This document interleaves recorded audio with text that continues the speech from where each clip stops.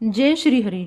आज हम आपके समक्ष लेकर आए हैं श्रीमद् भागवत महापुराण सुख सागर दूसरा स्कंद अध्याय 10। इस अध्याय में हम जानेंगे भागवत कथा के 10 लक्षणों का उल्लेख। आइए श्रवण करें वह अनुपम संवाद, वह भक्ति भाव से परिपूर्ण कथा। श्री सुखदेव जी ने कहा, हे परीक्षित, भागवत पुराण में जिन 10 लक्षणों का उल्लेख किया गया है वे इस प्रकार हैं: सर्ग, विसर्ग, स्थान, पोषण, ऊति, मनवंतर, ईशानुकथा, निरोध, मुक्ति और आश्रय। इन 10 लक्षणों में 10वां लक्षण आश्रय तत्व है। इसका सीधा संबंध परमात्मा के आश्रय से है। इसी आश्रय को प्राप्त करने के लिए प्रथम 9 लक्षणों का उल्लेख किया जाता है। इस प्रकार से प्रथम 9 लक्षण साधना के अंतर्गत आते हैं और 10वां लक्षण साध्य अथवा लक्ष्य है। ईश्वर की प्रेरणा से पंचभूतों जल, पृथ्वी, अग्नि, आकाश और वायु का निर्माण होता है।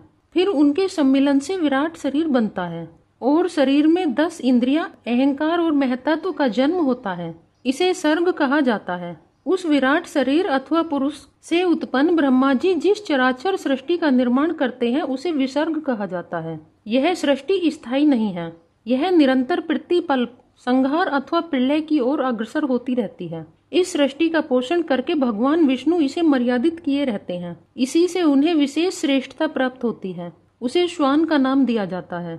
श्री विष्णु द्वारा सुरक्षित सृष्टि में भक्तों पर उनकी सदा कृपा बनी रहती है। उसे पोषण कहते हैं। 2 मनुओं के मध्य काल को अथवा सृष्टि के प्रारंभ से प्रलय के मध्य काल को मनवंतर कहा जाता है। इस काल में जो मनवंतरों के अधिपति मनु भगवान की जो भक्ति करते हैं और प्रजा का पालन करते हैं तथा शुद्ध धर्म की स्थापना करते हैं उसे भी मनवंतर कहा जाता है।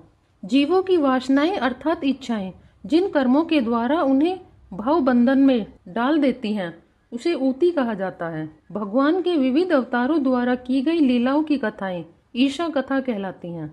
भागवत कथा में प्राय श्री कृष्ण की लीलाओं का वर्णन है। जब भगवान योग निद्रा में शयन करते हैं तब जीव अपनी योग साधनाओं के द्वारा भगवान में लीन हो जाते हैं।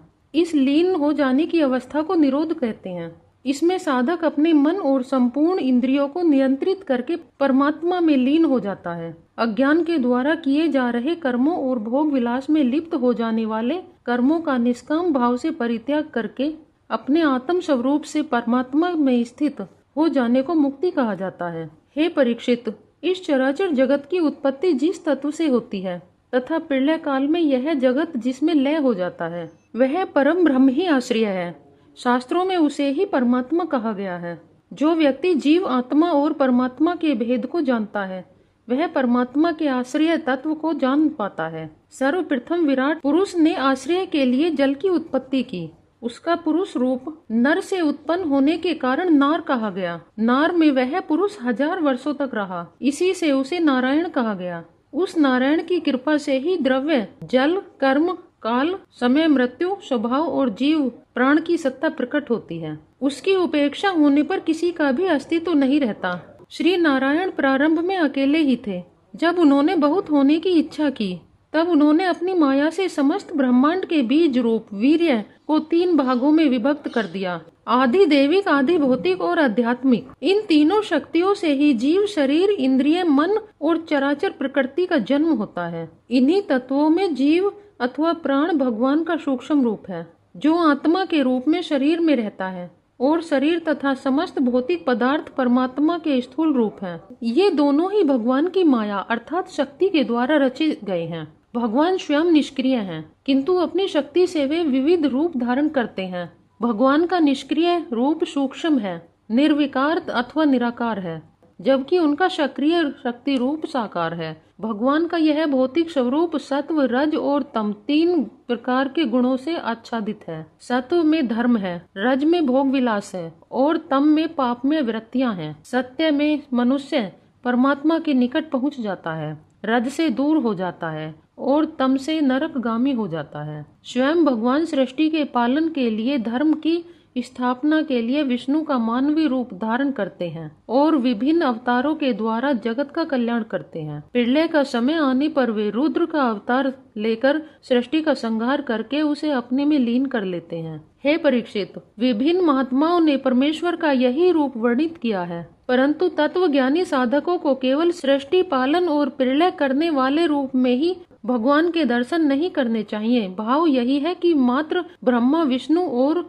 महेश ही भगवान नहीं हैं। भगवान उनसे भी परे हैं। वह अजन्मा और नित्य है। उसका अंश आत्मा के रूप में प्रत्येक जीव में विद्यमान है। इसी आत्मा के साक्षात्कार द्वारा परमात्मा तक पहुंचा जा सकता है और आत्मा को जानने के लिए चित्त वृत्तियों का निरोध परम आवश्यक है। शौनक जी ने सूत जी से पूछा, हे सूत जी, आपने हमसे कहा था कि भगवान के परम भक्त विदुर जी ने अपने परिवार को त्याग कर विविध तीर्थों का भ्रमण किया था। उस यात्रा में मैत्रेय ऋषि के साथ अध्यात्म के संबंध में उनकी बातचीत हुई थी।